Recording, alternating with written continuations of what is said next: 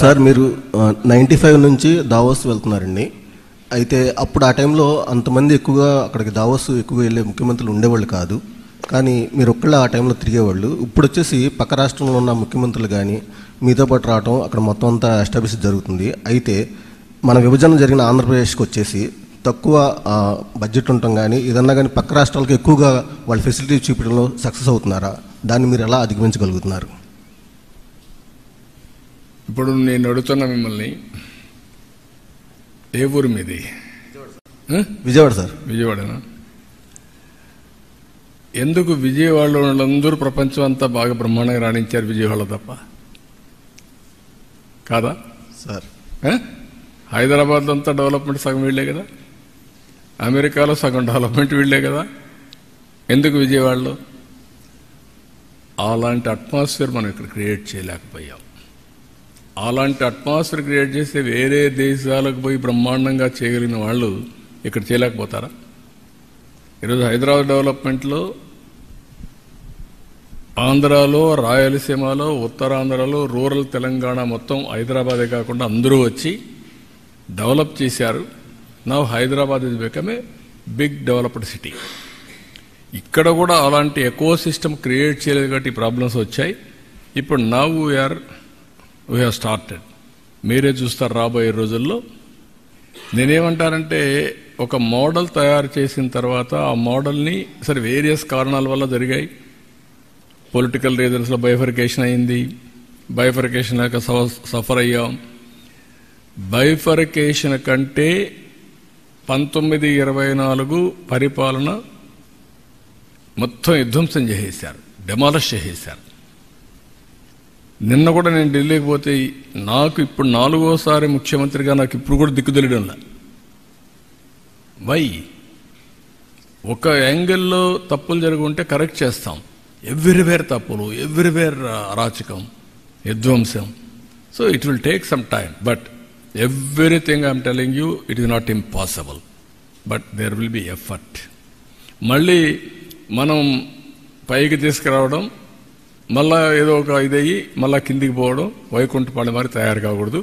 ఈసారి పైకి వెళ్ళాలి తప్ప మళ్ళా కిందికి రాకూడదు. అదొకటే అందరూ గుర్తుపెట్టుకోవాల్సింది.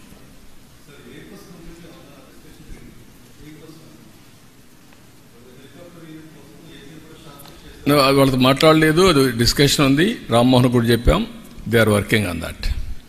సార్, మీరు రీబిల్డ్ పేరుతో రాష్ట్రానికి అంటే దావోస్ వెళ్ళి పెట్టుబడులు తేవడం కావచ్చు, పారిశ్రామికతను తీసుకొచ్చే ప్రయత్నం మీరు చేస్తున్నారు. వైసీపీనేమో ఆ పార్టీ ఎంపీలు వరుసను విడుతూ ఉన్నారు. ఏంటి ఎలా చూడాలి? వాళ్ళ పార్టీ వాళ్ళు పారిపోతున్నారనుకుంటే మన దానికి సమాధానం మన దగ్గర ఏం లేదు. కొన్ని రాజకీయ పార్టీల్లో కొన్ని వస్తూ ఉంటాయి. నమ్మకం అనేది ఉంటే ఉంటారు, లేకపోతే వాళ్ళ దారి వాళ్ళు చూసుకుంటారు, వాళ్ళకుండే మార్గాలన్నీ కూడా. I don't want to comment much on that is there internal affair. That reflects ఆ పార్టీ యొక్క సిచ్యువేషన్, ఐ కెన్ సే. అంతవరకే. Beyond that I don't want to comment anything on that.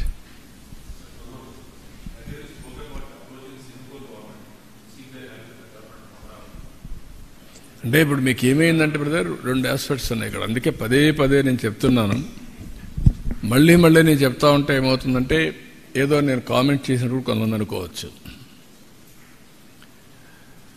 Singapore government is one of the most respected government globally. am I right? ఇప్పటికి కూడా వాళ్ళకు ఒక credibility ఉంది, ఒక విశ్వసనీయత ఉంది, ఒక ఇంటిగ్రిటీ ఉండే గవర్నమెంట్ అది. వీళ్ళు ఏం చేశారు? ఫ్రీగా నేను అడగతానే ఒకప్పుడు హైదరాబాద్లో సింగపూర్ సిటీ కట్టాం.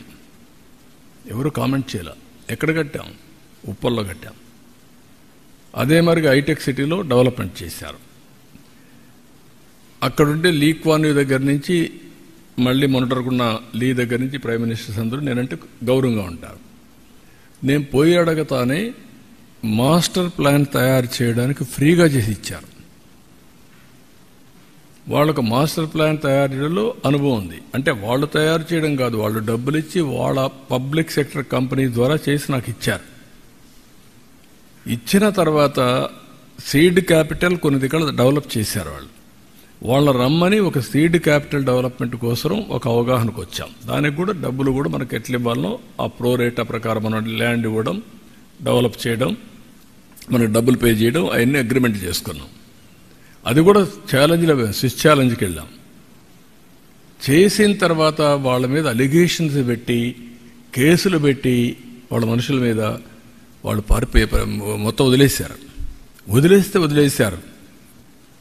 బ్రాండ్ ఎంత నాశనం అయిపోయిందండి. ఇది మళ్ళీ ఆంధ్రప్రదేశ్ రావాలని నా మీద అభిమానంతో వచ్చారనుకోండి, ఎందుకు వస్తారు ఇప్పుడు? దే టేస్టెడ్ ఇది కదా వామ్త్. వీళ్ళు చేసిన అరాచకాన్ని చూసిన తర్వాత ఇక్కడికి వస్తారు. అందుకే నేను మీకు పదే చెప్తున్నా, ఏ రాష్ట్రంలో కూడా ఇలాంటి విషయాలు ఎక్కడ జరగలేదు. ఒక వ్యక్తి మీద కోపంతో వ్యవస్థని సర్వనాశనం చేయడం, ఎకోసిస్టాన్ని కిల్ చేయడం. నేను అమరావతి స్టార్ట్ చేశాను కాబట్టి అమరావతిని నాశనం చేయాలి. నేను పోలవరం ప్రారంభించాను, పోలవరం ఉండకూడదు, నామరూపాలు లేకుండా పోవాలి. ఎవరికి నష్టం? అలాంటి కంట్రీస్, దుబాయ్, నేను అర్లీగా ముఖ్యమంత్రిగా ఉన్నప్పుడు హైదరాబాద్లో నాకు క్రౌన్ ప్రిన్స్ ఇప్పుడు రూలర్ చాలా క్లోజ్గా ఉండేవాడు.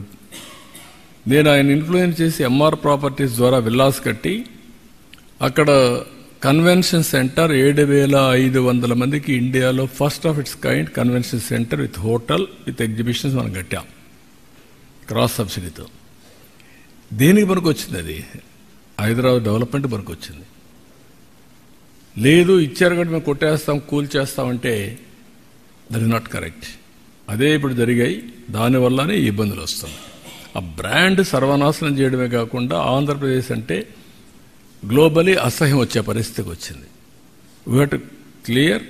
మళ్ళీ చెప్తున్నాం, ఒకసారి తప్పు చేశారు మా వాళ్ళు, ఇంకెప్పుడు తప్పు చేయరు. కాబట్టి మీరు కూడా పాజిటివ్గా ఉండండి. Andhra is the best place. You invest అంటున్నాం. ఇప్పుడిప్పుడు వస్తున్నారు. దీన్ని లాజికల్గా తీసుకెళ్తాం. మీరు కూడా ఆలోచించుకోవాల్సింది, ప్రజలు ఆలోచించుకోవాల్సింది, రాజకీయాల్లో ఉండడానికి అర్హత లేని వ్యక్తులు వస్తే ఇలాంటి డెస్ట్రక్షన్ జరుగుతుంది. అంతవరకు beyond that I don't want to comment anything.